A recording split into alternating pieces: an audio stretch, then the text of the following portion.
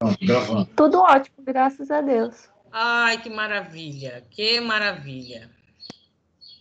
Uai, o que eu fiz?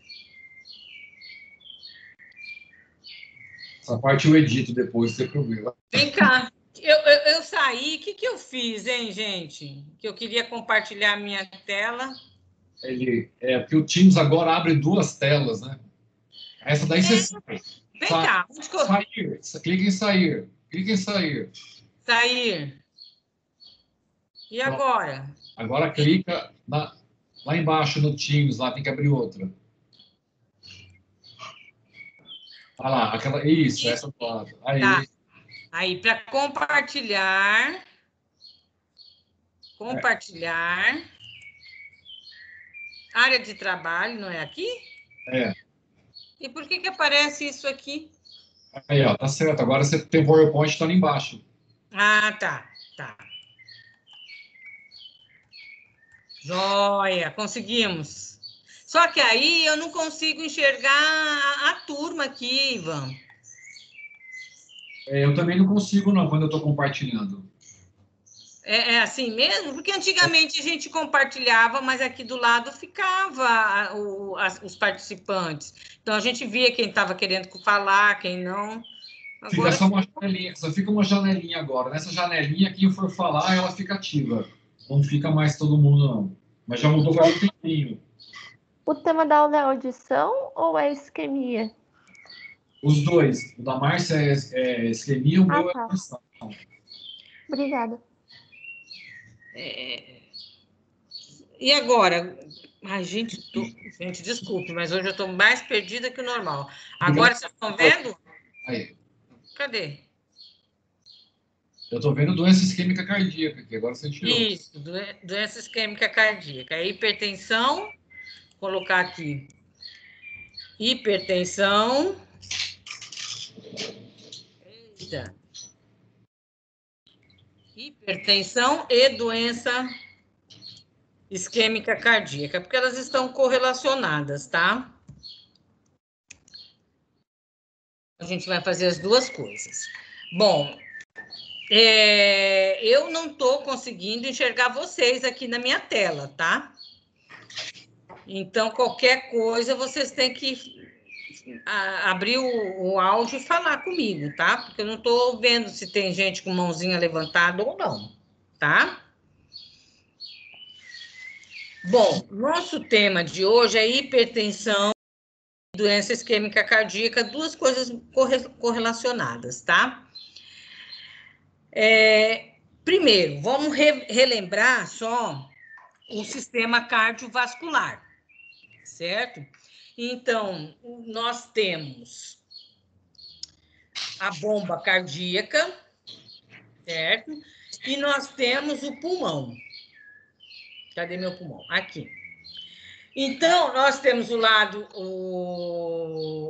esquerdo do pulmão e o lado direito do pulmão, certo? Então, começando por aqui. Aqui nos tecidos, né?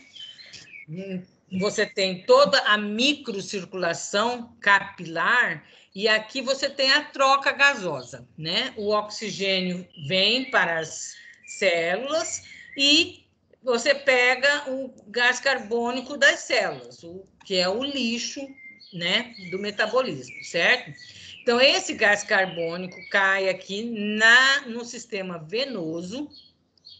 Então, o sistema venoso, ele vai das pequenas vênulas, aí as pequenas vênulas se confluem em pequenas veias de médio calibre e veias cavas, superior e inferior.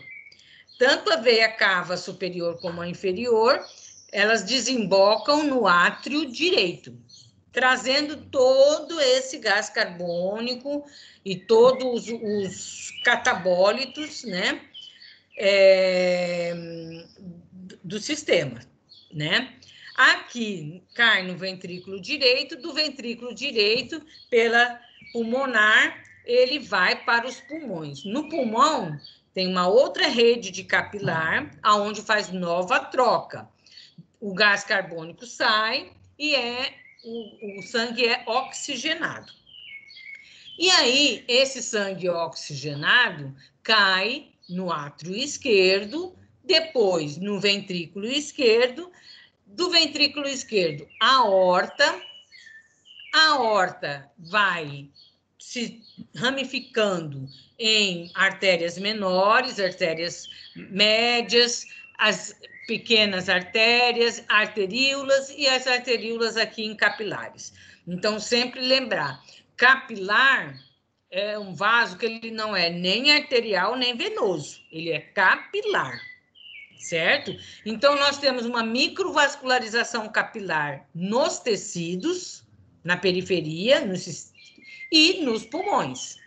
E nós temos o sistema arterial e o sistema venoso, certo? Sistema arterial, que para nós é o mais importante aqui nessa aula, então ele vem a aorta, depois artérias médias, depois pequenas artérias, arteríolas, certo? Então, pensa aqui, essa aorta, quando ela sai do ventrículo esquerdo, ela recebe todo o volume de sangue que está no ventrículo esquerdo, de uma vez só. O ventrículo esquerdo contrai e todo o volume sanguíneo que estava nesse ventrículo esquerdo passa para a aorta. Então, essa aorta aqui, ela precisa ter elasticidade, certo? Complacência, porque ela precisa ser elástica para poder receber toda aquela quantidade de volume, certo? E aí vai passando para as artérias médias, tal. Quando chega aqui nas pequenas artérias, essa artéria já recebe um volume menor de sangue. Por quê? A aorta recebeu todo o volume de sangue, depois vai se ramificando, esse volume de sangue vai se dividindo, certo? Quando chega na pequena artéria aqui, ela recebe pouca quantidade de sangue, pouco volume. Mas, em compensação, a velocidade já está diminuindo. Então, essa artéria aqui, ela não precisa ser elástica, ela precisa ter uma parede muscular muito exuberante para contrair e para impulsionar esse sangue para as arteríolas até os capilares, certo? Então, a aorta é uma artéria elástica. Aqui, já as artérias dos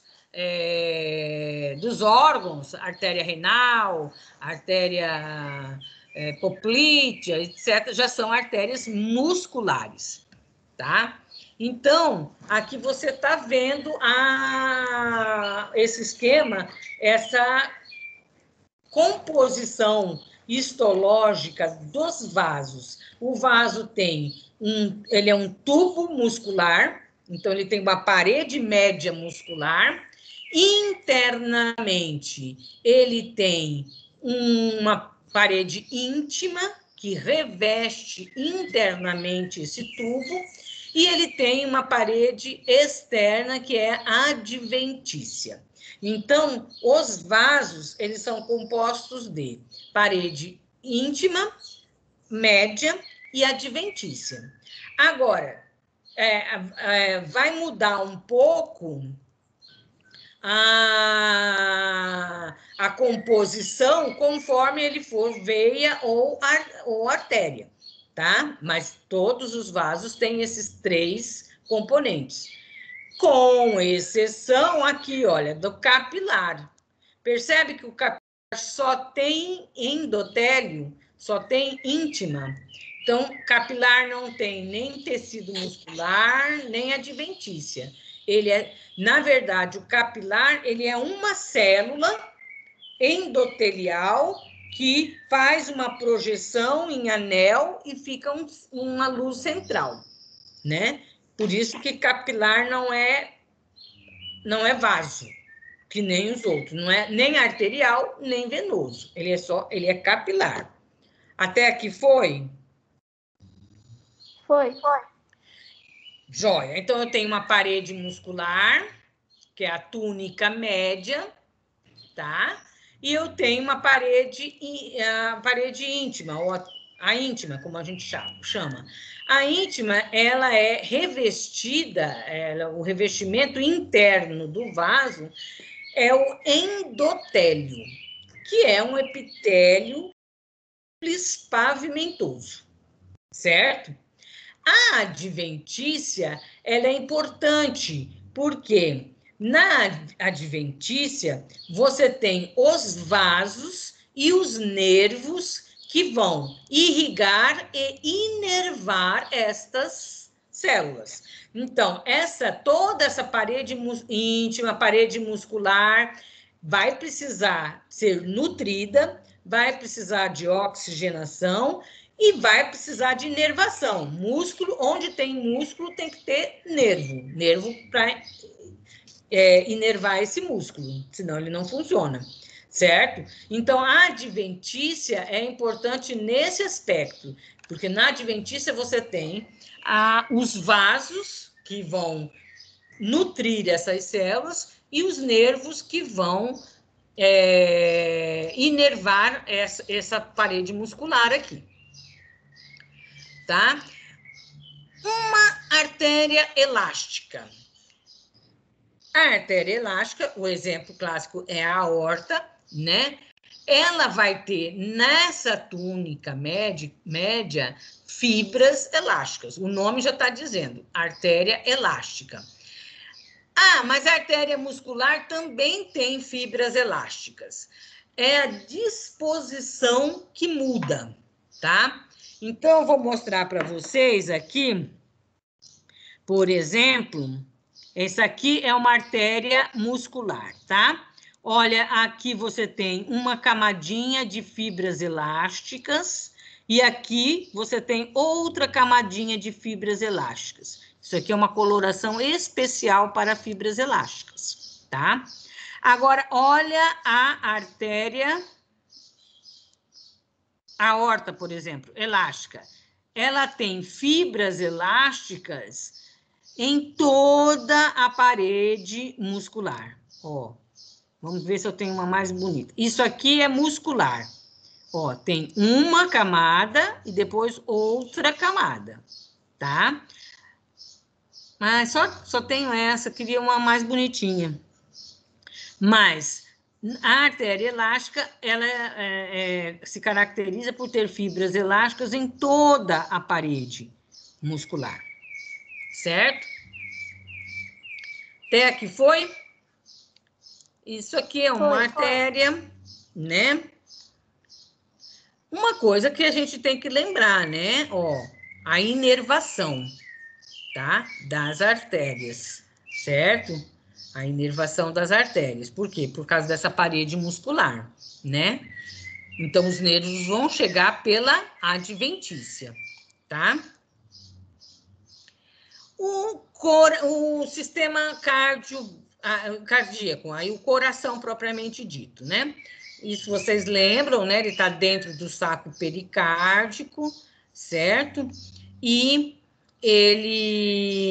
os vasos da base, a aorta saindo, aqui a veia cava entrando, a superior e a inferior, e aqui você está vendo a aorta saindo, e aqui o tronco da pulmonar.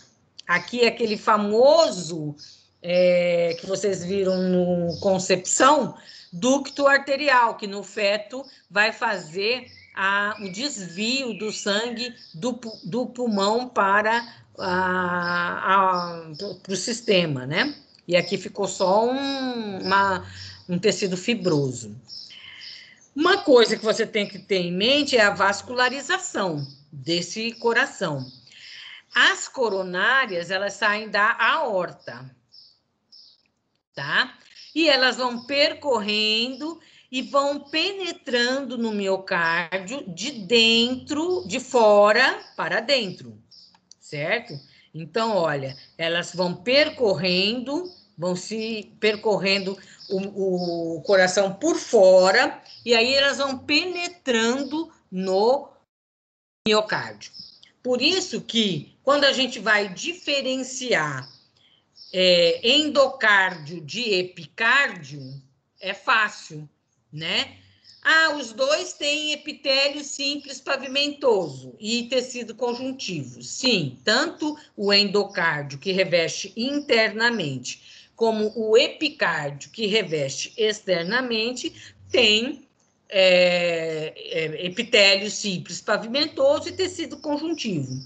Só que no epicárdio você encontra ramos de artéria, veia, ramos de nervos maiores. No endocárdio você não vê isso, tá? E o miocárdio, né? O miocárdio é um tecido muscular cardíaco estriado, tá? Então, ele apresenta essas estrias, essa textura, assim, meio xadrezinha, tá? E ele vai funcionar como um sincício, né? Porque você tem o tecido muscular cardíaco e chega a inervação para essas células, certo? Se cada célula que recebesse o estímulo contraísse, você ia ter arritmia. Então, todas as células musculares aqui dessa região têm que contrair no mesmo momento. Por isso que a gente fala que o tecido funciona como um sincício. As células são individuais, mas elas funcionam como um todo. Elas vão contrair no mesmo momento. E quem faz esse funcionamento como um sincício são esses discos terminais aqui, olha. Ó, esses discos intercalares, tá? Eu falei terminais, mas é intercalares, tá? Percebe que parece uma estria mais grossa, São tá? as Mais junções espessa. gap? Oi? São as junções gap? Isso, exatamente. Então, esses discos intercalares, você percebe que tem as estrias, tá? Mas, de repente, tem uma estria mais espessa, transversal, olha.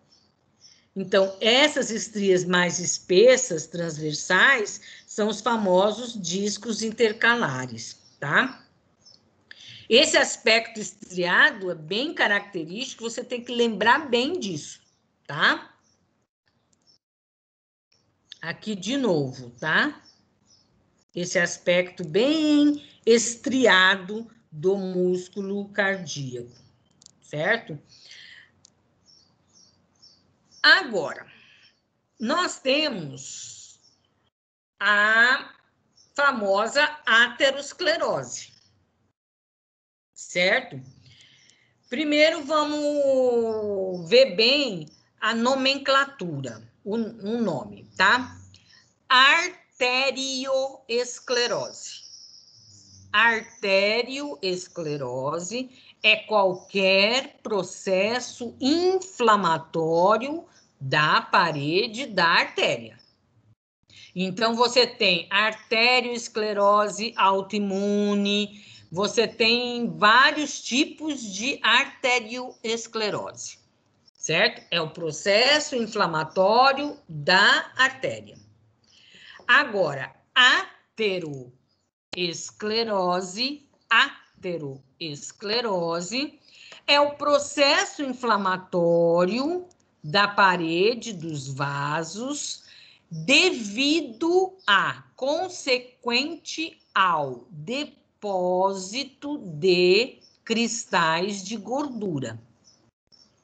Então, aterosclerose é um tipo de arterioesclerose, certo? Então, eu tenho o depósito de gordura nessa área da subintimal, tá? Embaixo da íntima, vão se depositando os cristais de gordura, e aí eu vou ter um processo inflamatório crônico em volta desses cristais, certo?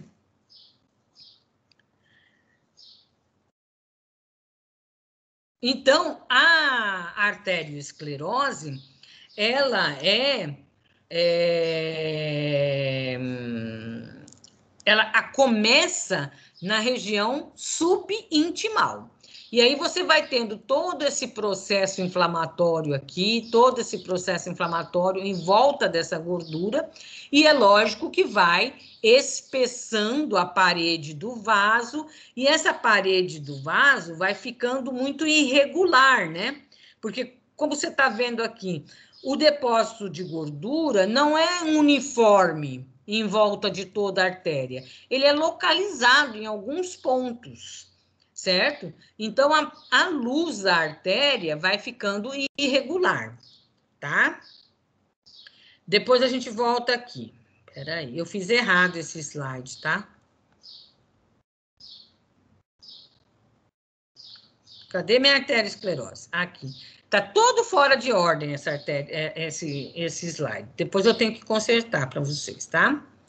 Bom, então aqui você está vendo uma aorta, a parede interna, você está vendo a íntima da aorta.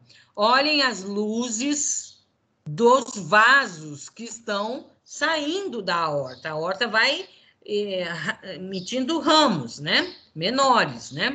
Então, isso aqui são os ósteos que a gente fala, vasculares, certo?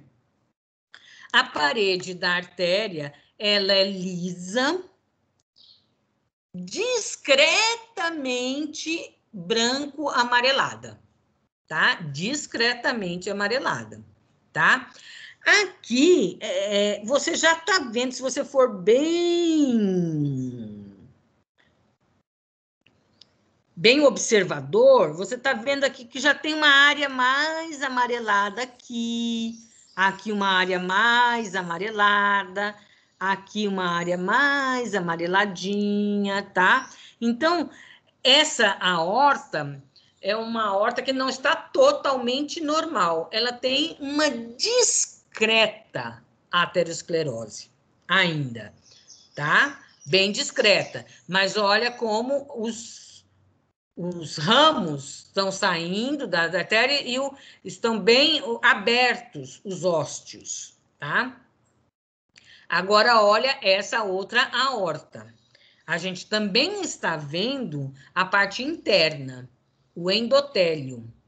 Então, olha como já está completamente irregular, as placas amareladas de tamanho variável, olha, tá?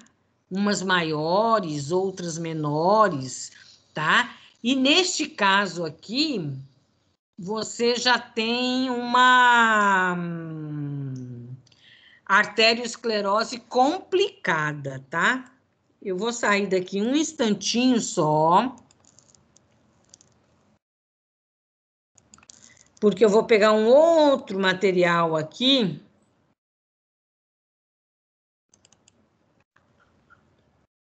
para mostrar a evolução da arteriosclerose, tá?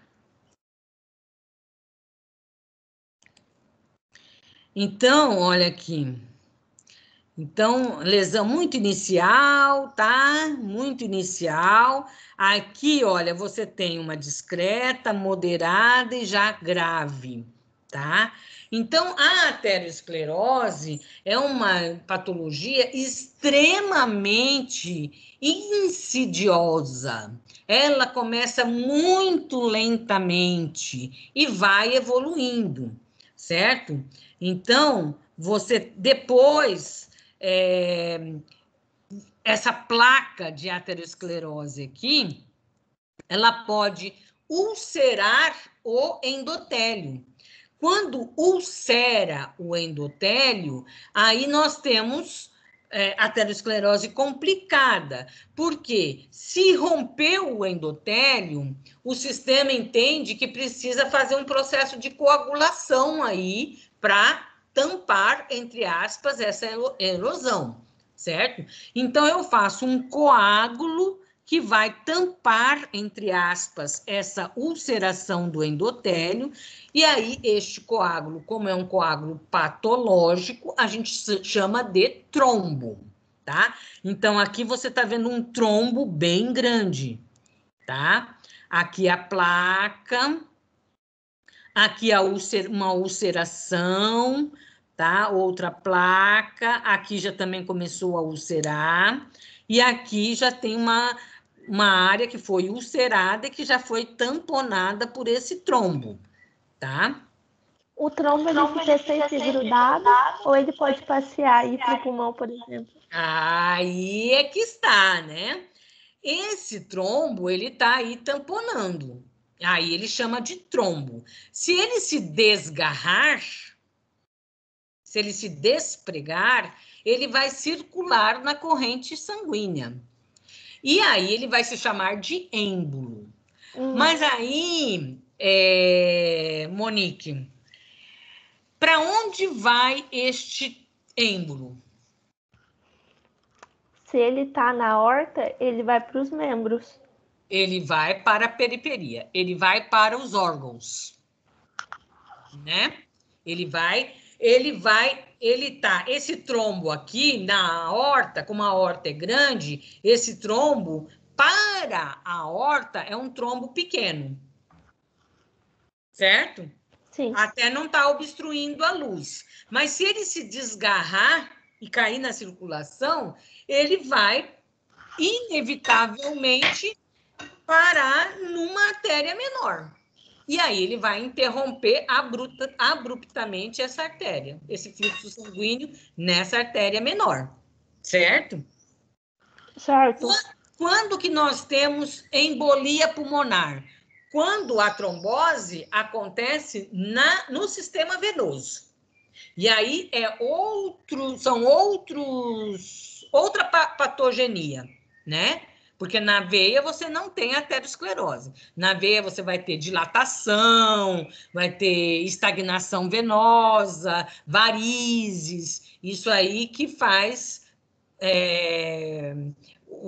a trombose do sistema venoso. Se você tem trombose de sistema venoso e esse trombo se despregar, esse êmbolo fatalmente vai parar no pulmão. Aí você tem embolia pulmonar, insuficiência respiratória, dispneia, morte súbita, tá?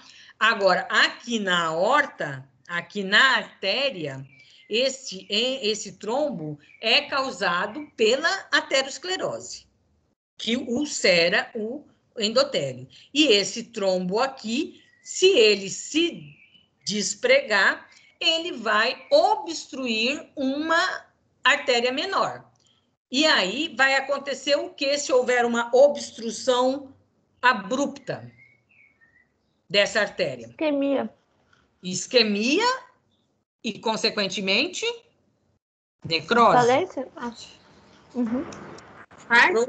Proliferação celular, o módulo que existe e não acabar. Ainda bem, graças a Deus. Pelo menos na saúde da mulher. Aqui mais um trombo. E isso aqui, gente, na verdade, é um fio de sutura que o patologista colocou para segurar esse trombo para o aluno poder manusear a peça, né? Porque senão você vai manusear a peça e vai despregar. Agora, vocês já observem os ósteos dos vasos que estão saindo da aorta, como diminuiu a luz, tá? Ó, você tem aqui uma aterosclerose, olha o vaso como diminuiu bem a luz. Então, essa artéria aqui que está saindo da aorta, ela já está saindo com um fluxo sanguíneo menor. Esse órgão que está sendo irrigado, essa área, esse tecido que está sendo irrigado por essa artéria aqui, ele está sofrendo isquemia crônica, certo? Então, se ele está sofrendo isquemia crônica, qual a adaptação que ele vai fazer? Neoangiogênese. Pode ser, mas, por exemplo, eu sou um órgão, sou um rim. Eu estou começando a receber cada vez menos sangue, porque minha artéria, aqui o ósteo da minha artéria está cada vez menor. Vai dilatar? Dilatar? O que vai acontecer com o órgão? Uma hipertrofia, né? Destruir. Atrofia. Ele vai Atrofia? começar a atrofiar. Porque se ele está recebendo um fluxo sanguíneo de sangue cada vez menor, ele vai diminuindo a função, vai sofrendo apoptose ali, vai atrofiando para se adaptar a esse fluxo, a esses nutrientes em menor quantidade. Certo? Não é isso? Certo, faz sentido. Faz sentido. Faz sentido. Faz? Sim. Dúvidas? Marcinha, eu não sei se cabe nessa parte, mas o que é a flebite? Não, aí a flebite é o processo inflamatório da veia, do sistema venoso. A parte venosa. É igual do êmbolo que a senhora falou, que, tipo, que daí vai para o pulmão, né? É outra parte. Isso. Se você tem flebite, uma inflamação, um processo inflamatório da veia, você vai fazer trombose venosa. Se você faz trombose venosa, esse trombo desprega, você vai fazer embolia pulmonar. Aí você vai fazer a dispneia ou até morte súbita. Se você tem uma arterioesclerose, e no caso, uma ateroesclerose, é um processo inflamatório da parede da artéria. Ulcerou, você vai fazer um trombo arterial. Esse trombo arterial, se ele despregar, ele vai embolizar e vai interromper abruptamente o fluxo de uma artéria menor. E aí, aquela região vai sofrer necrose, porque é aquela coisa, você lembra de proliferação celular. Se você tem um estímulo negativo, uma lesão, um estímulo negativo, por exemplo, diminuição de oxigênio ou diminuição de nutrientes, né? Se esse estímulo negativo for lento, progressivo, dá tempo dessas células que estão aqui fazerem uma adaptação a essa nova situação. E a adaptação vai ser a atrofia. Agora, se esse estímulo for abrupto, agudo, aí pode levar à necrose. Se você interromper o sangue, parar a oxigenação abruptamente desse tecido, ele vai sofrer necrose. É um infarto. Mas no caso, por exemplo, do processo de envelhecimento, no caso do idoso, o rim dele, ele vai ficando mais fibroso. Aí vamos Porque voltar.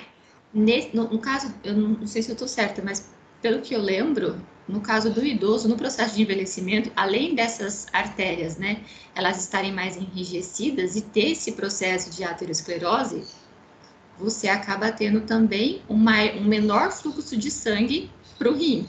E o rim aumenta, não é? Isso. Aqui, olha. Já vou chegar lá. Olha aqui, olha.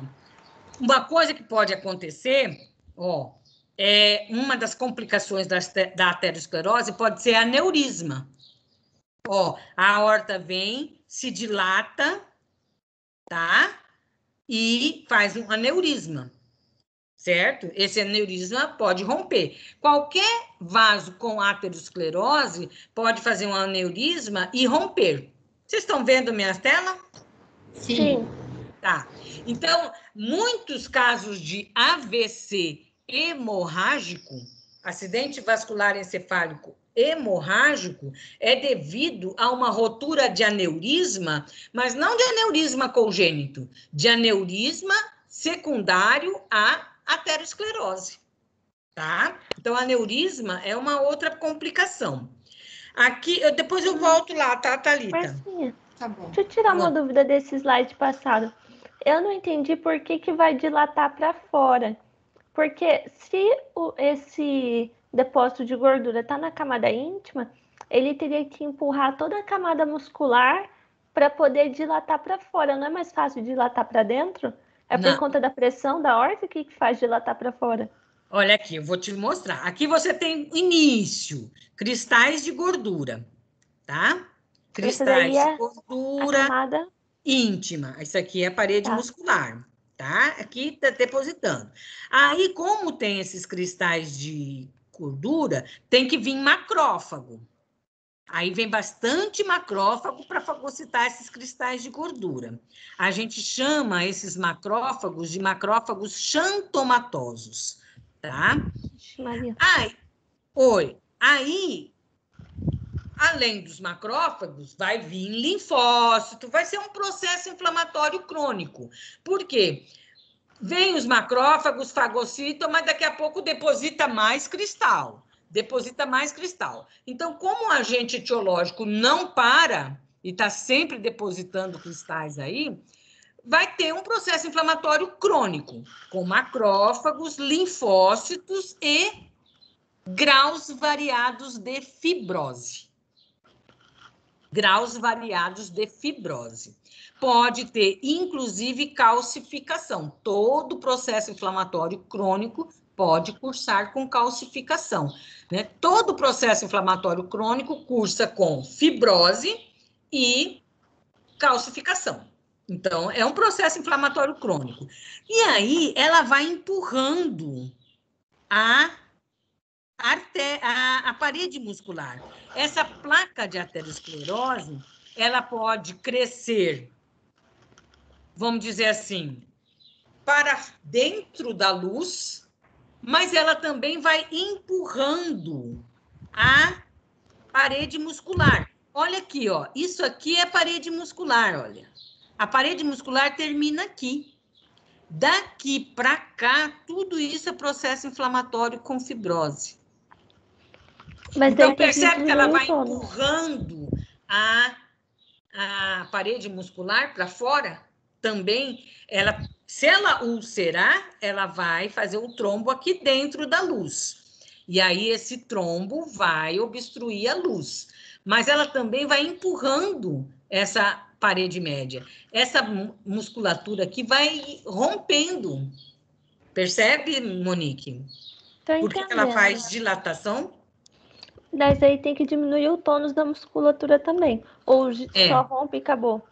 Não, ela vai empurrando e vai rompendo a musculatura, né? Vai rompendo a musculatura. E aí, essa parede muscular vai ficando flácida. E aí, ela vai dilatando para fora. Se ela ulcerar, ela vai fazer o trombo aqui dentro. Aí, ela obstrui, faz uma obstrução da luz. Então, são várias complicações da aterosclerose. Ela pode fazer uma ulceração, fazer um trombo e obstruir parcialmente ou totalmente a luz do tubo, do vaso. Ela pode ir empurrando essa média, e essa média vai estirando e vai fazendo dilatação e vai fazendo pseudosaneurismas, tá? Aqui, outra coisa que pode acontecer a calcificação, né? Uma coisa que pode acontecer aqui, Monique, é o seguinte: essa parede muscular aqui, média, ela rompe. E aí, ela vai, é o que a gente chama de dissecção, tá? Então, vai abrindo um pertuito entre a média e a placa de aterosclerose. E, às vezes, ele faz um pertuito aqui. O sangue que vinha para cá entra e começa a percorrer aqui esse canal que foi feito dissecando a muscular da placa de aterosclerose. Então, é o que a gente chama de dissecção da aorta, ou aneurisma dissecante da aorta. Vai separando toda a parede muscular da artéria, da placa de aterosclerose, e fazendo um falso pertuito. Lógico que a pessoa é causa de morte, né? Leva a óbito, porque a pessoa entra em choque porque todo o sangue está indo para o pertuito e não no canal. Percebe? Entendi. Aí, nesse último caso, Forma coágulo lá dentro também? Pode formar coágulo. Aí vai depender da extensão da lesão. Eu já vi a aorta totalmente dissecada e todo o sangue nesse pertuito. Nossa. Então, a pessoa fica sem volume sanguíneo. Ele faz um choque hipovolêmico.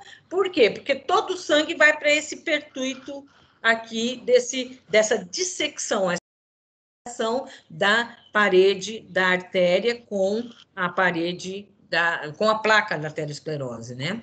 É o que a gente chama de aneurisma dissecante. Oi. Nesse último caso é uma coisa que acontece devagarinho, né? Não é agudo. Não, é agudo.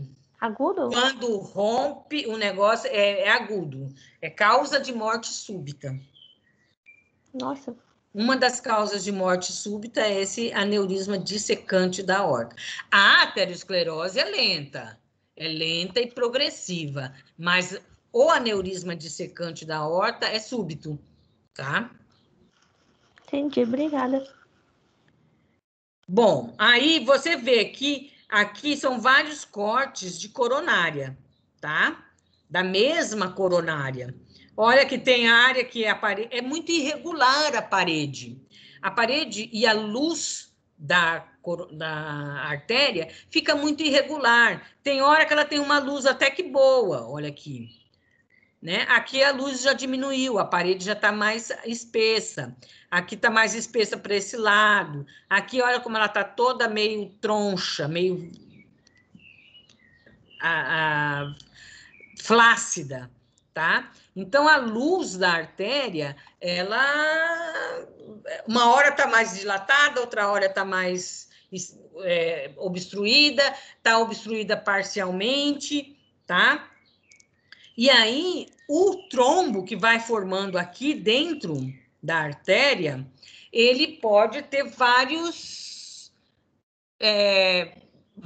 tipos de evolução, de progresso, tá? Ele pode, de repente, obstruir totalmente a luz da artéria. Ele vai, aos poucos, vai aumentando o trombo, aumentando, e ele faz a obstrução completa da luz. Mas, às vezes, olha, aqui, por exemplo, tem obstrução parcial. Isso aqui é uma normal, isso aqui é parcial. Não, a placa de arteriosclerose é isso aqui, ó.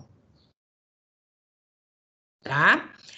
E, às vezes, o trombo, olha só que interessante, né? Principalmente nas pessoas mais idosas, o trombo, ele vai recanalizando. Dentro do trombo, faz uma neoangiogênese e vai fazendo novos vasos dentro do trombo para tentar o fluxo sanguíneo. Olha que coisa interessante. É o trombo recanalizado. Eu não entendi. Faz só um buraco no trombo? Ou não, ele faz forma vasinhos. Ele forma novos vasos aqui dentro do trombo, tá? Com aquelas células que vêm da medula óssea, não tem? Como que você faz novos vasos? Você faz novos vasos a partir de um broto de vaso, que já existe, ou você vem aquelas células lá da medula óssea, indiferenciadas e que formam os capilares, os endotélios, tá? É claro que esse vaso aqui não é totalmente bem formado, ele é mais um capilar do que um vaso. Né? Mas Porque aí ele não vai ter parede muscular, ele vai ter só endotélio. Fala. Esses vasos dentro do trombo, eles vão irrigar o próprio trombo? Não. Por exemplo, não sei se você está vendo a minha mão. Tô. Tá, né? Você tem a luz. O trombo está aqui dentro da luz. Uhum. Obstruiu esse vaso. Eu faço vasos aqui dentro do trombo para reconstituir a luz do vaso. Reconstituir o fluxo sanguíneo. Entendi. Percebe? Agora eu entendi. Deu para ver? São buraquinhos feitos de vasos. Então, por exemplo, isso aqui é um trombo, aí ele fez esse vaso, esse novo vaso aqui, tudo. Então, por esses vasos, É lógico que é uma tentativa de restabelecer o fluxo sanguíneo, né? Mas não restabelece totalmente o fluxo sanguíneo, certo? Mas pode ajudar a esse tecido que está sendo irrigado por essa artéria não necrosar, pelo menos. Entendi. Certo? Certo. Então, olha aqui, obstrução lenta e progressiva. Então, vai aumentando esse trombo lentamente, progressivamente, eu vou ter uma isquemia crônica. Se eu tenho uma isquemia crônica, eu vou ter uma adaptação deste órgão ou desse tecido que é irrigado por essa artéria. E a adaptação é uma atrofia, certo? Aquela área vai atrofiar. Agora, se o trombo despregar, tiver um deslocamento do trombo, uma embolia, ele faz uma obstrução aguda de um ramo menor. Uma isquemia aguda, eu vou ter infarto da área irrigada por este ramo que foi obstruído. Aí é necrose. Certo? Certo. Tá. Vamos voltar lá.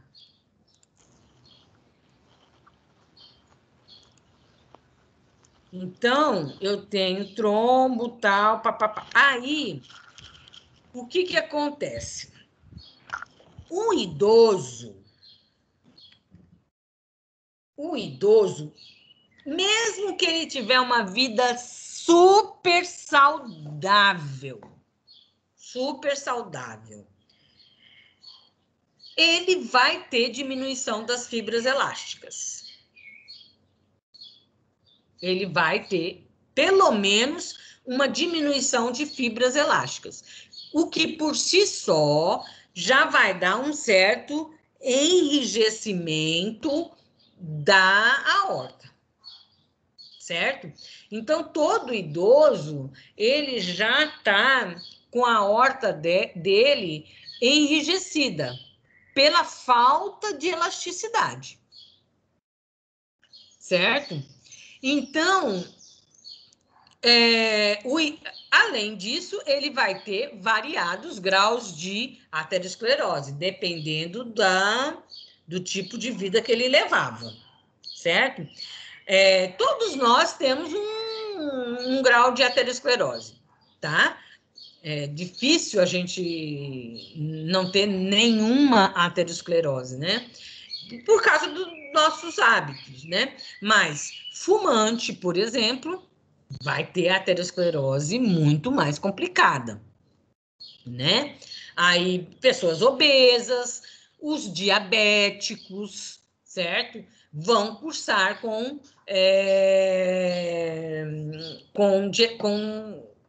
aterosclerose mais acentuada, tá?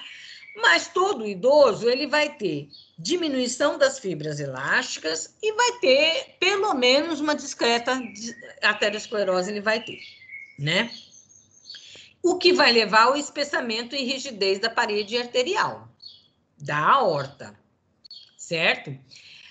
Aí, então, o idoso, ele normalmente cursa com uma hipertensão, certo?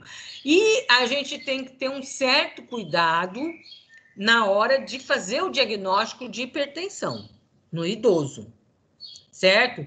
Porque a gente também não pode baixar muito os níveis pressóricos do idoso, porque senão ele não vai ter fluxo. Você pode induzir a isquemias cerebrais transitórias.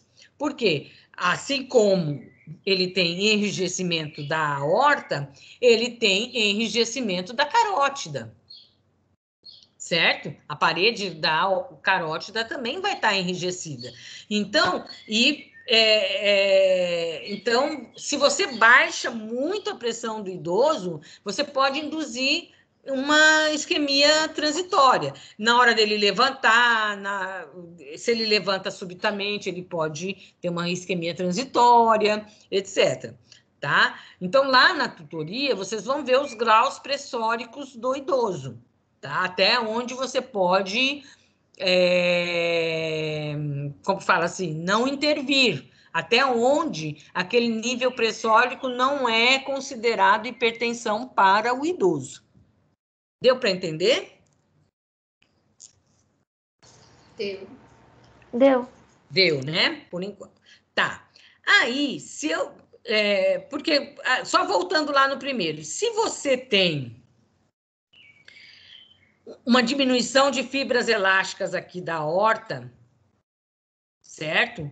E pode ser discreta a aterosclerose da aorta, você vai ter um enrijecimento dessa parede dessa aorta. Ela não vai estar mais tão complacente, certo?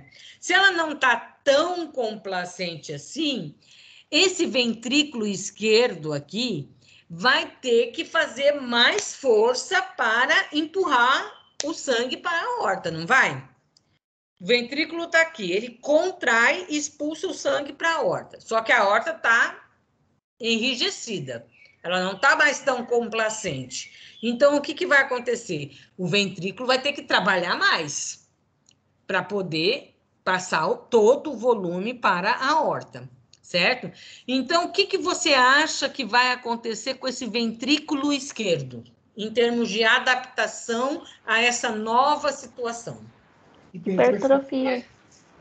Hipertrofia, porque ele vai trabalhar mais, certo?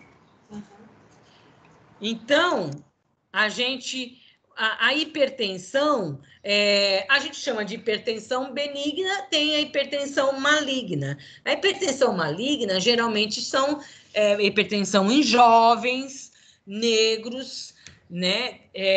Então, muito jovens, eles já têm níveis pressóricos muito altos e com muita dificuldade de controlar. Isso é que a gente chama de hipertensão maligna. A hipertensão benigna é essa que a maioria da população tem ali, que vai começando insidiosamente, sem muito sintoma, né? Pastor, não tem sintoma, né? O nível pressórico de 14/9, daqui 15/10, ele nem está percebendo, tá? É uma hipertensão de uma evolução lenta, tá? Que é essa que a gente está falando agora, tá? Então, você vai apresentar uma hipertrofia de ventrículo esquerdo, certo? Uma hipertrofia do ventrículo esquerdo. Numa necrópsia, o que caracteriza hipertensão são duas coisas: hipertrofia de ventrículo esquerdo, eu vou medir essa parede muscular aqui e vai dar 3, 4 centímetros, tá? E aí estamos chegando ao que a Thalita falou, a nefroesclerose benigna, tá? Nefroesclerose benigna e hipertrofia de ventrículo esquerdo são indicativos de que essa pessoa estava num regime de hipertensão. Aí você vai olhar as artérias dela, ela vai ter algum grau de aterosclerose, tá? O que é a nefroesclerose benigna? Olha esse rim, como ele é todo de aspecto granuloso. Eu tinha que ter posto um rim normal aqui para vocês compararem, né? Não sei se eu tenho algum rim normal. Espera aí.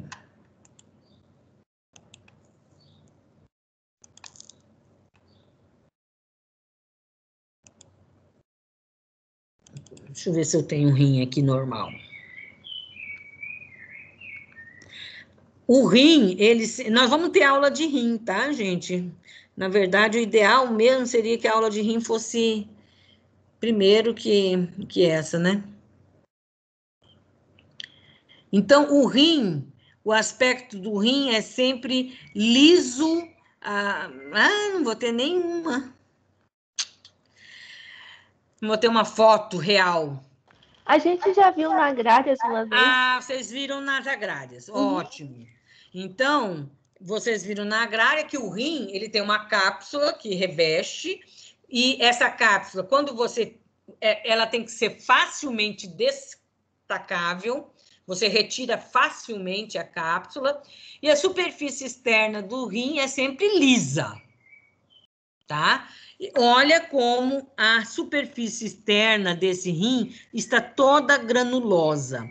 Provavelmente, o peso vai estar menor, ele vai estar menos pesado, e o tamanho também vai estar menor. Ou seja, ele vai ter uma atrofia, certo? Se você olhar, o peso vai estar diminuído e o tamanho vai estar diminuído. E a superfície externa é sempre assim, desse aspecto granuloso. Isso caracteriza a nefroesclerose benigna, tá? E histologicamente, o que caracteriza a nefroesclerose benigna? Então, isso aqui, você está vendo um glomérulo normal, você está vendo os túbulos. Agora, olha esta arteríola. Olha este glomérulo. Isso aqui nem parece um glomérulo, né? Se você cortar só aqui, daqui para cá, você nem pensa que isso aqui é um glomérulo, né? Ele está totalmente cor-de-rosa, totalmente hialinizado, atrofiado, diminuiu. Aqui no rim, a gente não fala fibrose. Por isso que era mais interessante a gente ter a aula de rim primeiro. Porque o rim aqui, olha, o glomérulo, ele vai ter uma célula intersticial, que é o mesângio. Então, a matriz aqui, olha, que está entre as células do glomérulo, não é igual à do tecido conjuntivo. Você não tem tecido conjuntivo aqui nesse glomérulo. Você tem uma matriz que a gente chama de mesângio, outra matriz mesangial. Então, a gente não pode falar que esse glomérulo está fibrosado, porque não é fibrose, é mesângio, é só matriz mesangial. Mas ele está hialinizado, ele está... você não vê as células, tá? E isso aqui é uma arteríola. Vamos olhar com mais calma a arteríola, tá? Olha essa arteríola, ela vai ter uma parede mais grossa, mais espessada e muito cor-de-rosa, muito hialina. Olha aqui, de novo, a parede bem hialina, bem cor-de-rosa. E observe que a luz também é irregular, né? Não é uma luz redonda. O endotélio dessa arteríola está mais evidente, né? Ele não está tão pavimentoso, simples. Olha como o endotélio está gorduchinho, meio bastonetoide, tá? Mas a principal característica é essa parede ser muito cor-de-rosa. É o que a gente chama de hialinose arteriolar, tá? Hialinose arteriolar é indicativo de hipertensão, certo? De nefroesclerose benigna, e nefroesclerose benigna é devido à hipertensão, tá? De novo, a parede muscular bem hialina, cor-de-rosa, tá? Aqui você comparar arteríolas normais com arteríolas com hialinose arteriolar, paredes bem hialinas, cor-de-rosa, tá? Aqui é uma aterosclerose, tá? A parede tá meio espessada, tem muito colágeno aqui, mas não é uma foto muito característica, não. Você vê que a luz está diminuída, tá? Aqui, de novo, arteríolas com aterosclerose, tá? Aqui, olha, os glomérulos hialinizados, tá? Totalmente hialinizados, certo? É um glomérulo que atrofiou. Ele fica certo? até sem núcleo ou a impressão? Fica sem vaso aqui, né? Esse glomérulo não está funcionando. Não está funcionando, porque não tem mais tufo capilar aqui dentro. Tá? Aqui talvez um pouquinho, né?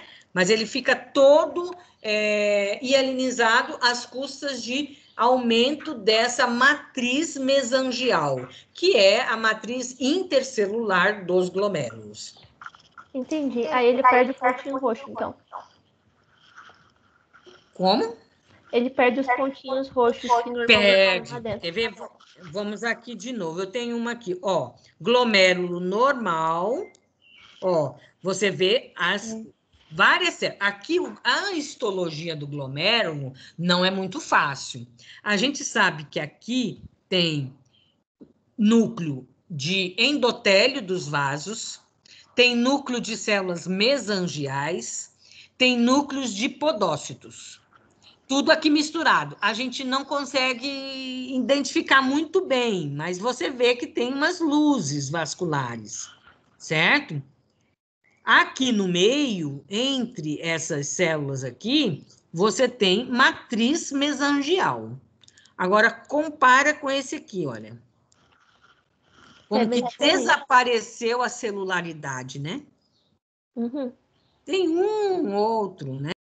Mas desapareceu, diminuiu muito a celularidade. Por quê? Porque aumentou a matriz mesangial, tá? O espaço de Bowman você nem vê, porque se você olhar aqui, você vê bem um espaço de Bowman, ó. Tá? Aqui, você já não vê o espaço de Bowman, né? Então, esse glomérulo não está funcionando, né? Aqui, de novo, um normal e o hialinizado. Então, rim, com diminuição de peso, diminuição de tamanho, com superfície externa granulosa, tá? Nefroesclerose benigna. Diagnóstico macroscópico, nefroesclerose benigna. O que causa nefroesclerose benigna? Hipertensão benigna. Hipertensão benigna, certo? Na histologia, como que aparece essa nefroesclerose benigna? Aparece com glomérulos totalmente hialinizados, a hialinose arteriolar. São dois comemorativos que aparecem na histologia que confirmam o diagnóstico de nefroesclerose benigna. A arteriosclerose, ela pode aparecer também. Por quê? Porque todo indivíduo que tem hipertensão tem variados graus de arteriosclerose. Mas isso não significa que a arteriosclerose é a lesão da nefroesclerose benigna. O que caracteriza a nefroesclerose benigna? Hialinose arteriolar e glomérulos totalmente hialinizados. Certo? Aí, é aquela coisa que a Thalita falou, né? Você tem uma hipertensão, aí você pode ter uma diminuição do fluxo para o rim, né? Vai tendo hialinose arteriolar, vai tendo glomérulos hialinizados, você tem uma diminuição da função renal, essa diminuição da função renal aumenta a hipertensão. Fica um ciclo vicioso. Né, Thalita? Não era isso que você estava me dizendo aquela hora? Sim, mas eu estava raciocinando de um jeito meio equivocado, porque eu estava pensando no rim parecido com o coração, que a falta do débito cardíaco força o coração a bombear mais, né? A fazer uma hipertrofia. Só que no rim, não. No rim, ele vai diminuir de tamanho, né? Ele vai... como a senhora falou, né? Ele vai ser essa necrose, né? Vai ser essa redução. Porque ao como contrário. essa hipertensão é lenta, vai se instalando, essa nefroesclerose também é lenta. Até você ter uma insuficiência renal completa por nefroesclerose benigna, demora um pouco. Mas tem muita insuficiência renal, que hoje o indivíduo está precisando de diálise e tudo mais, é devido à nefroesclerose benigna, por hipertensão. Agora, você também pode ter, a insuficiência renal também leva à hipertensão. Então, às vezes, o caminho é o contrário. O indivíduo tem como doença básica uma doença renal, certo? Sim. Faz a insuficiência renal e aí a insuficiência renal cursa com hipertensão. Nesse caso, então... Lá por causa dos índices de sódio, potássio... Então, nesse caso, o aporte sanguíneo é ok, né? Ele é abastecido normalmente, só que esse rim não tá dando, entre aspas, conta, ele não está sendo suficiente no serviço dele, no trabalho dele. E aí ele vai fazer o quê? Nesse caso, ele vai fazer uma hipertrofia ou não? Peraí, desculpe, aí eu perdi o seu raciocínio. Recomeça. No caso, assim, que o problema está no rim. É esse rim que não está sendo suficiente. Então, a artéria traz o sangue para ele, tá tudo ok. O volume sanguíneo que está chegando para ele tá bem. Só que ele não está conseguindo dar conta desse filtrado. Nesse caso, ele vai cursar para uma hipertrofia, aí ele aumenta de tamanho para poder compensar a insuficiência ou não? Não exatamente. Não. Porque aí vai depender do tipo de doença que acometeu. Pode ser uma glomerulonefrite, entendeu? Pode ser uma inflamação.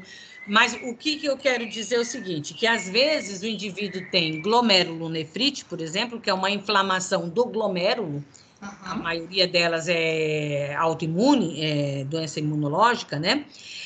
E aí você tem todo o funcionamento do rim não está adequado. Então, reabsorção de sódio está errada, o sistema renina-angiotensina está errado. Então, aí, essa doença renal está causando hipertensão.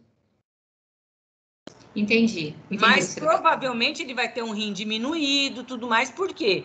Porque o rim está doente. Né? No caso da hipertensão, é o contrário. Ele começa com a hipertensão, aí começa a diminuir o fluxo sanguíneo no rim, e aí o rim é a consequência da hipertensão. A insuficiência renal é consequência da hipertensão. Então, você tem duas coisas bem diferentes. Uma é uma patologia renal que leva a uma hipertensão, e outra coisa é uma hipertensão que leva a uma patologia renal. Sim, eu entendi. Muito legal isso. Muito legal. Muito legal. Bem fisiologia, né, Marcinha? Legal. Ai, gente, desculpe, legal para nós que estamos estudando, né? Mas é uma das causas de insuficiência renal e de diálise, tá? Principalmente em idoso. Hipertensão cursando com nefroesclerose benigna com insuficiência renal, tá? Mas sim, uma dúvida. A senhora falou que quando tem essa nefroesclerose, ela acontece porque diminui o fluxo sanguíneo. Esse fluxo sanguíneo que a senhora está falando é o fluxo sanguíneo que o rim vai filtrar ou o fluxo sanguíneo do uso do próprio rim? Porque eu lembro que em funções a gente tinha falado do mecanismo de proteção do rim contra a hipertensão, que ele fazia uma vasoconstrição para tentar não lesar o glomérulo. Mas tem um limite isso, né? Sim. Tem um limite, né? Então, mas quando eu digo diminuição do fluxo sanguíneo, é a artéria renal que está diminuída. Por exemplo, vamos dizer aqui, vamos ver se eu tenho uma foto. É naquele outro que eu tinha foto, né? Vamos ver se eu pego aqui. Que tem aquele... É aqui que tinha. Aqui, ó. E irriga o rim. Então, por exemplo, aqui você tem a aorta, a artéria renal, né? Se você tem aterosclerose dessa aorta, por exemplo, tá? O que acontece? O ósteo da artéria renal pode estar diminuído. E sim. aí tá chegando menos sangue aqui no rim. Entendeu? E aí isso induz a uma nefroesclerose benigna. Porque é lento, é progressivo. Essa diminuição do ósteo é lenta, vai, né? Vai tendo rigidez, vai tendo hipertensão, vai tendo aterosclerose. Esse processo de aterosclerose geralmente é muito lento. E o que é pior? Sem sintoma, né? Muitas vezes o primeiro sintoma vai ser a insuficiência renal, né? Tem a insuficiência renal, quando vai ver o cara tem hipertensão e nem percebeu. Porque a hipertensão, ela é silenciosa. Ela é muito silenciosa, né? Você, tem uma dorzinha de cabeça, mas quem não tem dor de cabeça hoje em dia? Com estresse, uma coisa, todo mundo tem dor de cabeça. E vai passando, né? O indivíduo não vai nunca no médico, né? Então, porque o que faz o diagnóstico da hipertensão é lá o medidor, né? Você foi lá, mediu nos 2 braços, nas 2 pernas, você sabe que o indivíduo tem hipertensão. Pronto. Você tem que medir várias vezes, não é uma única medida, né? Isso acontece muito, tá, gente? O indivíduo, bom, primeiro ele está nervoso porque ele está indo no médico. Aí mede a pressão num braço só. Aí da pressão alta, você já diagnostica que o cara tem hipertensão. Não é assim. Tem todo um protocolo para você diagnosticar hipertensão. Tem que medir a pressão nos 4 membros, e você tem que medir várias vezes. Por exemplo, ele chegou na consulta, depois que você conversou com ele, e aí ele já relaxou, já não está mais com tanto medo de você e tal. Você mede de novo, você vai ver que a pressão já diminuiu um pouquinho, né? Então, são várias tomadas, várias medidas de pressão para você fazer o diagnóstico de hipertensão. E a hipertensão é bem lenta, bem progressiva. A aterosclerose, ela é, bem dizer, uma doença sem sintoma. Tá, gente? Não tem sintoma. Muitas vezes, o primeiro sintoma da aterosclerose é um AVC ou é um infarto. Tá? Ela é muito silenciosa. Aí, nós temos as isquemias cardíacas, tá? Você tem 3 mecanismos básicos de obstrução de fluxo sanguíneo, né? Você tem vasoespasmo, né? Por exemplo, se você tem uma liberação muito grande de serotonina, de histamina, você pode fazer um vasoespasmo, né? Sem aterosclerose. Esses são aqueles casos daqueles indivíduos que são saudáveis, atletas, e de repente fazem um infarto do miocárdio, por exemplo. Como que fez? Por vasoespasmo, né? Liberação de mediadores químicos. Também está muito relacionado ao uso indevido de drogas, tá? Então, vasoespasmo é um dos mecanismos para infarto, tá? Outro mecanismo é alguma anormalidade congênita da coronária. Você pode ter uma obstrução da coronária, um estreitamento da coronária congênito, você pode ter um pequeno aneurisma da coronária, né? Porém, esses 2 fatores aqui são o mais frequente mesmo. O que realmente é mais frequente, mais comum, é a aterosclerose como causa de infarto, de doença isquêmica cardíaca, tá? Você tem que lembrar sempre que o coração é um músculo e ele vai ter uma necessidade de oxigênio. O coração vai ter uma necessidade de oxigênio. E você tem o aporte desse oxigênio via sangue através das coronárias, né? Então, você tem o aporte, o suprimento sanguíneo e a necessidade de oxigênio. Então, muitas vezes, essa isquemia, essa dor, essa lesão no miocárdio pode ser não necessariamente só pela diminuição do fluxo sanguíneo. Muitas vezes pode ser pelo aumento da necessidade, como, por exemplo, nesse caso aqui dos exercícios físicos, né? O indivíduo faz um grande esforço físico, libera muitos mediadores químicos, tem um vasoespasmo, quando, na verdade, ele está precisando de mais oxigênio devido ao exercício.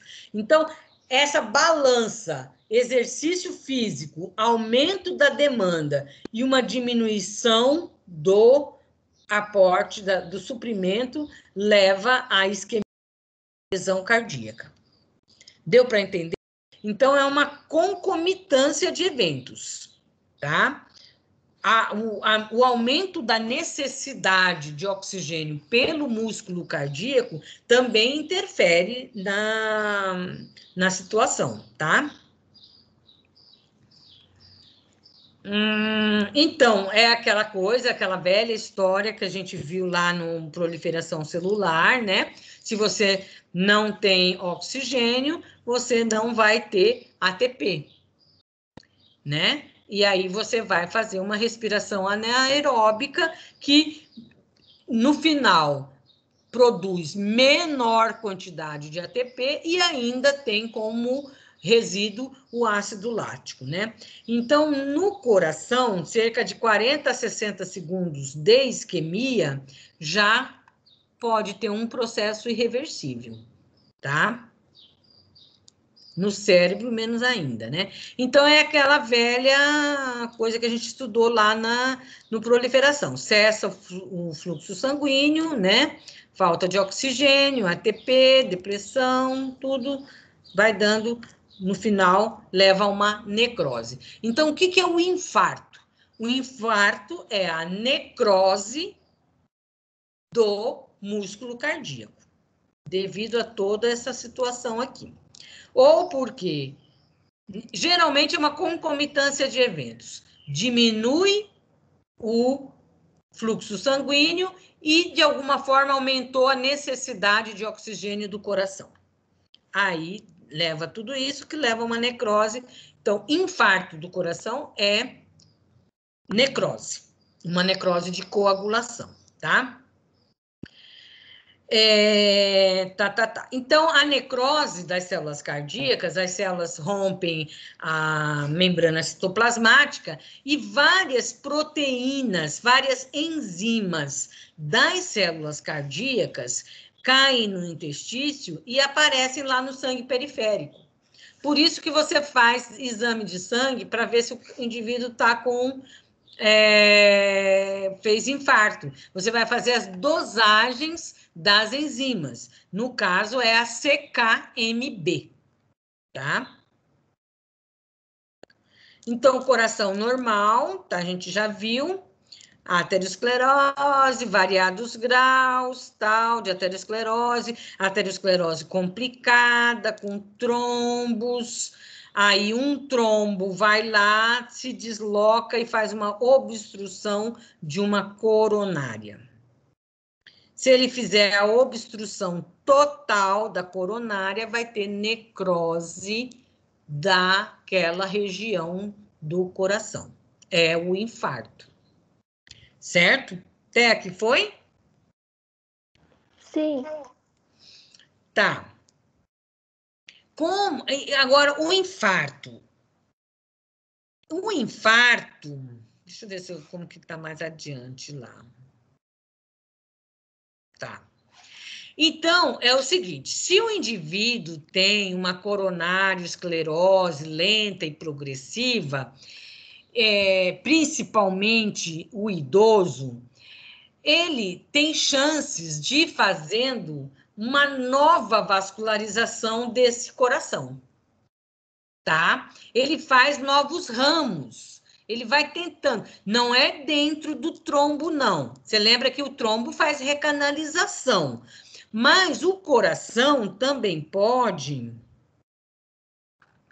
fazer novos ramos, tá? Essas coronárias vão ficar parcialmente obstruídas, ela vai lá e faz uma neoangiogênese. Ela faz novos ramozinhos, uma nova vascularização. Isso acontece com o idoso. Então, no idoso, o que acontece?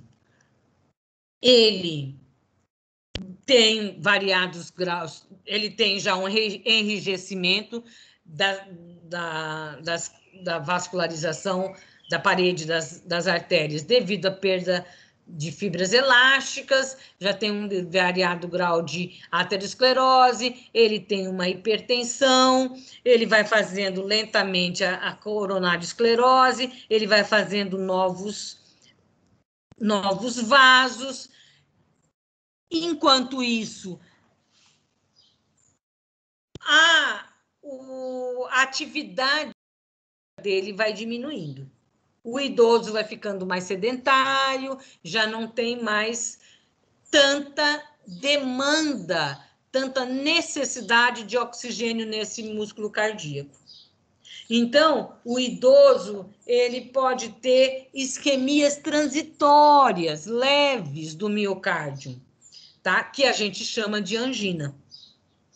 Certo? Então, ele tem uma aterosclerose aqui dos vasos, ele já fez novos ramos, ele não tem muita atividade física. Então, para ele, nesse momento que ele tem pouca atividade física, essa diminuição do fluxo sanguíneo não interfere muito para o idoso. Por quê? Porque diminuiu o fluxo sanguíneo, mas ele também diminuiu a demanda de oxigênio dele no músculo cardíaco. Então, está lá meio que empatado, certo? Agora, se de repente o idoso precisa fazer alguma atividade física, precisa correr, precisa fazer alguma coisa, aí a necessidade de oxigênio aqui no músculo cardíaco aumenta, porque ele fez o exercício físico. E aí já não fica mais empatado, porque aí, como a necessidade aumentou, aí esse fluxo sanguíneo, que antes estava dando para o gasto, agora não vai dar mais. E aí ele faz uma isquemia transitória. Aí ele tem a dor, ele tem a angina. E aí ele já sabe que se ele ficar quietinho, paradinho, colocar um isodil na boca, já vai melhorar. Certo? Então, o idoso, ele vai fazendo essa administração, vamos dizer assim, do fluxo sanguíneo no coração dele, nas coronárias. O fluxo está diminuído, mas ele também diminui a atividade física, então tá tudo bem. Mas ele sabe que se ele correr, se ele for levantar peso, se ele for fazer alguma coisa, se ele tiver um estresse, ele pode sentir uma dor. Por quê? Porque aí a demanda de oxigênio aumentou e aí aquele fluxo sanguíneo não dá conta. E aí faz uma isquemia transitória. Agora, se um trombo se deslocar, fizer um êmbolo e obstruir abruptamente uma coronária, aí ele vai fazer um infarto. Certo? Aí ele vai fazer a necrose. Aí essa necrose, esse infarto, a necrose, como vocês sabem, a necrose por isquemia, se vocês estudaram lá no proliferação celular, vocês vão lembrar que é a necrose de coagulação, tá? Existe uma coagulação das proteínas. Então, macroscopicamente, como que vai aparecer? Vai aparecer como uma área mais pálida, bem anêmica, bem clara, meio amolecida, com a borda bem vermelha, ó, a borda bem hiperemiada. Então, ó, é uma área clara com bordos hiperêmicos. Se você vê essa borda aqui, é bem mais vermelha que esse músculo cardíaco normal aqui, olha. Esse aqui é o músculo cardíaco normal, tá? Então, você tem uma área mais clara, que é o infarto, e a borda hiperêmica, bem congesta, tá? Isso se caracteriza uma área de infarto no coração, tá? Aqui, de novo, uma área bem pálida, tá? Com uma borda hiperêmica. Esse infarto aqui é um infarto muito extenso, né, gente? Muito extenso. Tanto é que é uma peça de necrópsia, né? Aí, com o tempo, a gente vai ver na microscopia. Vamos ver primeiro a microscopia. Então, o que acontece na microscopia? Você tem aqui o normal. Inicialmente, o que você vê? Inicialmente, vai ter só um desaparecimento das estrias. Você vai ver que não vai desaparecer as estrias. Conforme vai passando o tempo, essa necrose, primeiro desaparece as estrias, depois vai desaparecendo os núcleos. Em volta, você vai ter muita congestão vascular. Por quê? Se teve uma necrose aqui, essa necrose precisa ser fagocitada. Vai ter um processo inflamatório em cima dessa necrose. Vai ter um processo inflamatório, essa necrose vai ser fagocitada e, então, eu preciso de congestão vascular em volta da área para chegar bastante macrófago aqui para poder fagocitar essa necrose, certo? Por isso que tem os bordos hiperêmicos, porque você tem uma congestão vascular em volta, porque tem que chegar muito neutrófilo e macrófago para fagocitar essa região necrosada. Então, primeiro chegam os neutrófilos, os primeiros que chegam. Depois, os neutrófilos não dão conta, vai chegar os macrófagos, certo? Agora, eu necrosei essa área, eu fagocitei essa área. E aí? E aí, que essa célula muscular cardíaca, ela é permanente. Eu não consigo regenerar.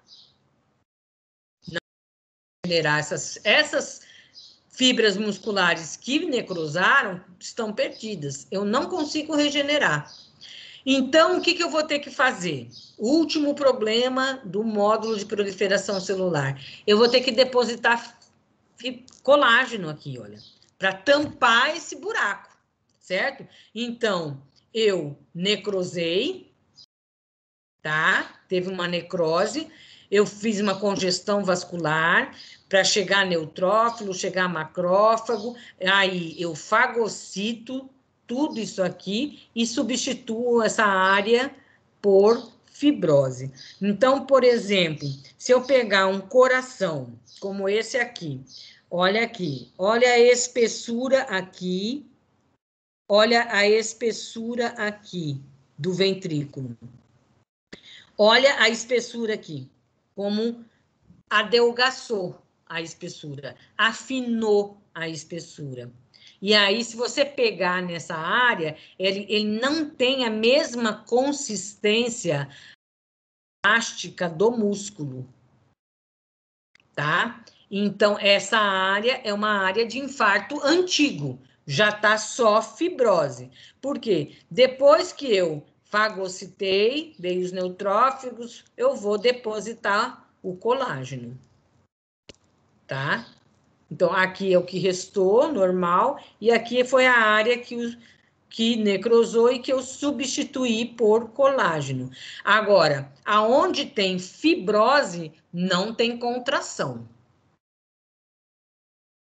Porque não é músculo, certo? Então, uma das principais sequelas, consequências de um infarto, né? Se o indivíduo sobreviver, ele pode ter o quê? Arritmia cardíaca, né? Porque aqui contrai, aqui não. Aquele sincício já não está funcionando adequadamente. Por quê? Porque no meio das células eu tenho fibrose, que não contrai, tá? Então eu vou ter o quê? Arritmia cardíaca, certo? É uma das consequências do infarto. Deu para entender mais ou menos o que é um infarto? É só arritmia ou também tem uma diminuição grande do débito cardíaco? Aí tudo vai depender da extensão, né? Aí a gente vai ver aqui, tem várias sequelas, várias consequências, né? Por exemplo, você pode ter um infarto de um segmento da parede muscular. Ele pode ser transmural, tá? Ele pode ser afetar toda a parede do coração, né? Esses vão dar mais complicação ainda, né? Porque é uma área grande, transmural, você pode ter arritmia, você pode ter o que a gente chama de pseudoaneurisma, né? Porque você tem uma área aqui que contrai, essa outra que contrai, essa outra não contrai, vai estufando e vai formando um pseudoaneurisma. Você pode ter ruptura de rede, né? Quando o infarto é transmural, você pode romper a parede totalmente do coração, tá? Vai depender de onde é e da extensão. E você pode ter um infarto subendocárdico, circunferencial, que seria esse aqui, olha. Ó. Ele vai por baixo do toda a parte mais interna do miocárdio, ele vai necrosando e ele vai em forma circunferencialmente. Ele, olha que como acometeu quase metade da cavidade, ó. Aí não tem como sobreviver, né? Não, difícil, né? Então, a gente tem algumas complicações. Então, a gente tem infarto que é transmural e a gente tem infarto subendocardial circunferencial, 2 tipos, tá? Aqui, só lembrando vocês, o que às vezes complica, tá? Para o patologista, tá? O que complica para o patologista é que nas primeiras 12 horas não tem alteração morfológica, nem macroscópica, nem microscópica. Então, o que acontece? O indivíduo teve uma dor muito forte, você fez as enzimas, detectou CKMB, fez o eletro, é infarto. Mas ele morreu antes das 12 horas. Se você mandar para necrópsia, não vai aparecer no miocárdio o infarto. O diagnóstico vai ser um diagnóstico por... como que a gente fala quando é assim, por tabela?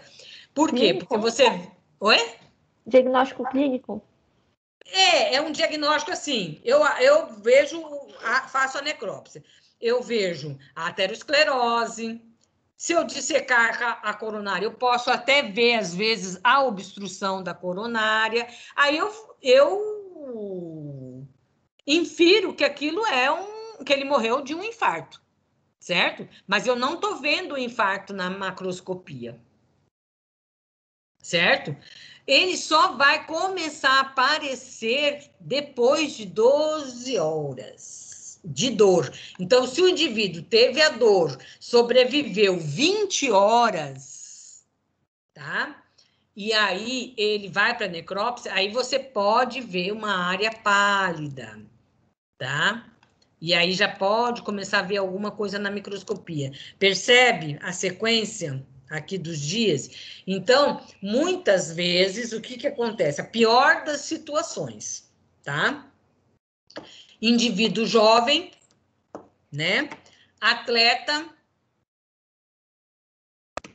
faz um vasoespasmo, tem dor, não sobrevive as primeiras 12 horas, vai a óbito, você faz a necrópsia, e a necrópsia é uma necrópsia que não vai te dar muita informação, né? Porque o infarto foi por vasoespasmo. Aí, quando morre, você não vê o vasoespasmo. E 12 horas você ainda não vê a alteração macroscópica no tecido. Então, é uma situação muito difícil para o patologista, coitado, né? Certo? Certo. Agora, com semanas e meses, você vai ver a fibrose, você vai ver a cicatriz, tá? Agora, o infarto é a manifestação aguda da coronariosclerose, certo? A manifestação crônica da coronariosclerose, que é provavelmente o nosso velhinho, o nosso idoso, vai ser uma angina instável e uma insuficiência cardíaca, tá? Então, a angina estável é aquela que ele tá bem. Só se ele fizer um exercício físico, ele tem uma dorzinha no coração, tá? Ah, tem uma dorzinha. Só se eu fizer um esforço físico. Essa é a angina estável. A angina instável, ela já é mais grave. O paciente tem mais episódios de dor mais frequentemente, tá? E você, como manifestação aguda da coronariosclerose, pode ser a morte súbita. Então, é isso que complica, tá? Muitas vezes, a primeira manifestação da arteriosclerose é ou AVC, ou infarto e uma morte súbita, certo? As complicações. A curto prazo, ele pode ter uma disritmia cardíaca, uma bradicardia, uma fibrilação atrial, por conta da necrose, né? Ele pode ter uma insuficiência cardíaca esquerda aguda, ele pode fazer ruptura da parede em cerca de até 10 dias. Ele corre o risco de, se ele fizer um infarto transmural, ele corre o risco de fazer uma ruptura cardíaca, um tamponamento cardíaco, ir a óbito, se não for atendido a tempo, né? Ele pode apresentar disfunção dos músculos papilares, porque ele pode fazer um infarto exatamente no músculo papilar que sustenta a válvula. E aí ele vai fazer uma disfunção daquela válvula, tá? Uma incompetência valvular. Ele pode fazer... Você tem o coração está começando a fazer disritmia, arritmia cardíaca. Você vai ter o quê? Formação de trombos dentro do coração. Dentro da cavidade cardíaca, você vai fazer trombos, porque o coração está começando a fazer disritmia, arritmia cardíaca. Aí, esse trombo pode ir para qualquer órgão, e aí ele fazer um infarto de qualquer outro órgão. O local preferencial é o cérebro. Então, o que acontece? O indivíduo pode fazer um infarto do coração, mas morrer de AVC. Certo? Ele faz o infarto do coração, sobrevive ao infarto do coração, mas se ele fizer trombos dentro da cavidade cardíaca, ele pode mandar esse trombo lá para o cérebro e fazer um AVC. Então, muitas vezes, o indivíduo morre não do infarto do coração, ele morre de um AVC, tá? Pericardite também é outra coisa que pode acontecer, e aí a pericardite leva ao aumento de líquido pericárdico, pode haver um tamponamento do coração. Outras complicações a longo prazo, ele pode fazer uma insuficiência cardíaca não tratável. ele pode fazer um aneurisma da ponta, se ele faz às vezes, ele faz um infarto da ponta do coração, do ponta do ventrículo, e aí ele faz um aneurisma do ventrículo. Ele pode fazer infartos recidivantes, né? E ele pode fazer o que a gente chama de síndrome de Dressler. Síndrome de Dressler é uma pericardite autoimune, não é essa mesma pericardite aqui. Ele pode fazer uma pericardite aguda durante a fase aguda do infarto, ou ele pode fazer uma pericardite autoimune 2 a 10 meses depois do infarto. Então, acontece isso. O nosso idoso, na verdade, a maioria do nosso idoso vai cursar com hipertensão, com angina estável e uma insuficiência cardíaca leve. Né? Isso que é o mais comum do idoso, tá? Então, por que a gente fala? O infarto mata mais no jovem, né?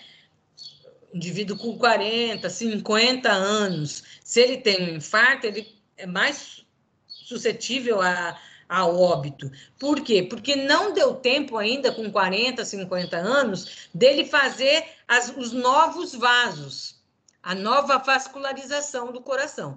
Agora, com 80, 90 anos, já deu tempo dele revascularizar, e aí ele vai cursar mais com angina do que com infarto, propriamente dito. Tá? Dúvidas?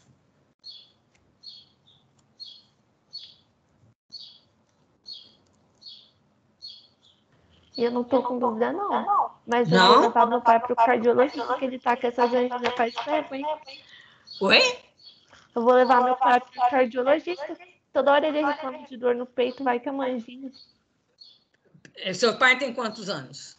Ele tá com 48. Tá. Mas tem colesterol alto.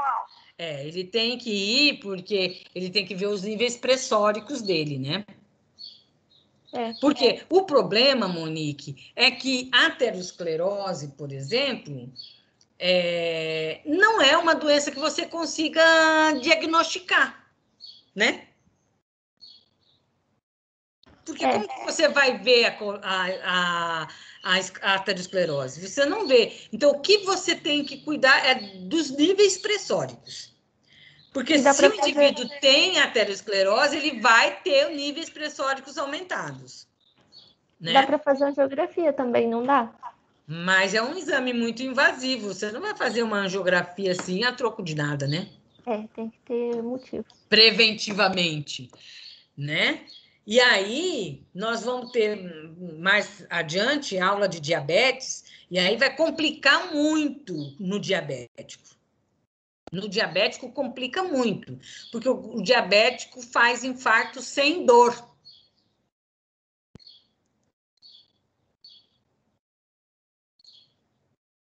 Então, como que você vai fazer o diagnóstico? Né? Fica difícil. Então, você tem que cuidar dos níveis pressóricos, do nível de colesterol, e fazer a prevenção, né? Fumante é fatal, né? Que vai ter um infarto, que vai ter aterosclerose, isso é fatal. Obesos também, diabéticos também, né? São grupos de risco, fumantes. Agora, uma pessoa que tem uma vida saudável, não fuma, fica muito difícil saber se ela está tendo aterosclerose ou não. É uma coisa que é uma doença muito silenciosa, né? É muito comum, não é comum a gente ter casos de indivíduos jovens que infartam, né?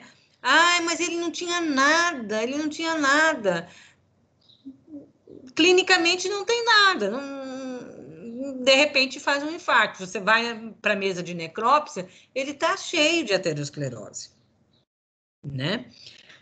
Nós tivemos um colega patologista, era um cara assim, gente, pelo amor de Deus, o cara era atleta, saudável, alto, jogava basquete, patologista.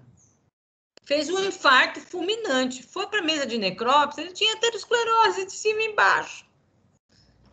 Então, Deus. a aterosclerose é silenciosa, ela não vai dar sintomas além de uma hipertensão, né? No indivíduo jovem. No indivíduo idoso, vai ter hipertensão, aí você já vai notar, pode ter angina, etc. Né? Mas no indivíduo jovem é muito difícil, muito complicado. Por isso que entra na prevenção hoje em dia o Doppler de carótida, né? Também. O Doppler de carótida faz parte da rotina hoje em dia para quem é de risco e a idade também. Aí Doppler, tudo bem. Agora, não dá para você fazer um cateterismo no indivíduo. Assim, a troco de nada. É um exame muito invasivo. Não, preventivo de jeito nenhum. Né? Então, você vai fazer o cateterismo quando ele já tem um sintoma forte. Aí você vai fazer o cateterismo. Aí prevenir o próximo infarto. Mas não é um exame que possa ser feito assim, né? De maneira preventiva, né? Por isso que a prevenção é hábitos de vida, né? São os hábitos de vida. Ivanzinho chegou. E eu vou me despedir. Se vocês não tiverem dúvida, eu vou me despedindo de vocês para deixar ele dar aula também, né? Não sou só eu que posso dar aula, né? Deixa, o pessoal estava tudo no WhatsApp. Aí, às vezes eu penso, ô Ivan, eu acho que eu tenho algum problema mental, não é possível. Porque